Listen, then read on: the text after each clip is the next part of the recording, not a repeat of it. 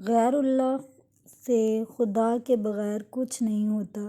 دوسرا، یقین یہ آ جائے کہ غیر اللہ سے خدا کے بغیر کچھ نہیں ہو سکتا، اور زبان سے جو کچھ کہا جائے دل میں بھی اس کا یقین ہو۔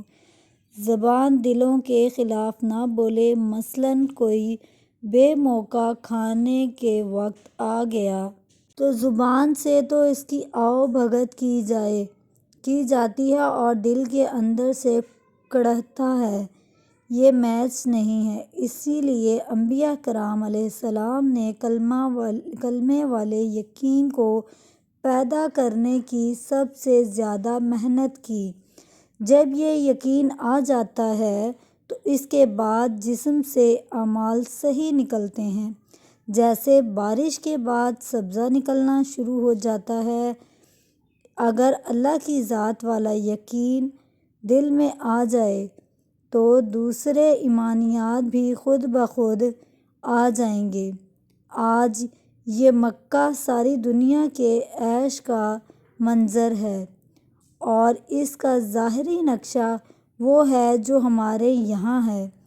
بن سکتے ہیں مگر خدا کا کوئی مثل نہیں، اس لیے اس کے کاموں میں اس کا کوئی شریک نہیں۔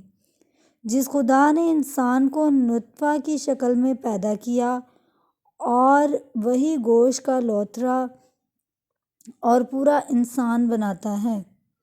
پھر اس سے پہلے مکہ میں جہاں نہ سایہ تھا، نہ درخت تھا، نہ سرسبزی تھی، نہ خوشحالی، وہاں خدا نے اپنی قدرت سے بغیر شکلوں کے انبیاء کرام کی پرورش کر کے بتائی، اور جس کو چاہا چیزوں اور نقشوں میں برباد کیا۔ فرعون کو حکومت میں، قوم شعیب کو تجارت میں اور قوم نوح کو کثرت میں برباد کر کے دکھایا۔ آپ یہاں بیٹھ کر پہلے کے حالات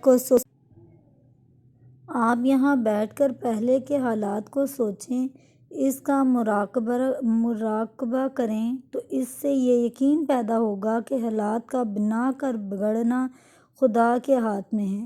یہاں بیٹھ کر قوم شعیب کو سوچیں کہ وہ تجارت میں اجڑے، اور اسماعیل بغیر تجارت کے پہلے قوم سبا کو سوچو کہ وہ جو کھیتوں اور باغوں میں تباہ ہوئے۔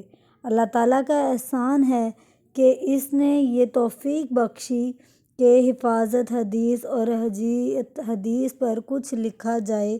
حق کے متلاشی کے لیے تو ایک آیت اور ایک حدیث بھی کافی ہوتی ہے، مگر جن لوگوں کے دلوں پر اللہ تعالیٰ مہر لگا دیتا ہے، اگر ان کو پورا قرآن سنا دیا جائے یا تمام صحیح احادیث ان کے سامنے رکھ دی جائیں، مگر وہ پھر بھی نہیں جانتے۔ دلائل تو بے شمار ہیں۔ سورۃ نساء کی چند آیات کا ترجمہ تحریر ہے۔ حق کے متلاشی کے لیے یہ آیات کا ترجمہ بھی کافی ہے۔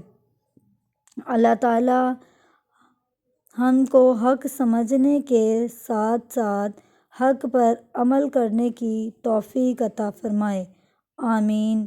جو لوگ اللہ سے اور اس کے پیغمبروں سے کفر کرتے ہیں اور اللہ اور اس کے پیغمبروں میں فرق کرنا چاہتے ہیں اور کہتے ہیں کہ ہم بعض کو مانتے ہیں اور بعض کو نہیں مانتے، اور ایمان اور کفر کے بیچ میں ایک راہ نکالنی چاہتے ہیں، وہ بلا شبہ کافر ہیں، اور کافروں کے لیے ہم نے ذلت کا عذاب تیار کر رکھا ہے۔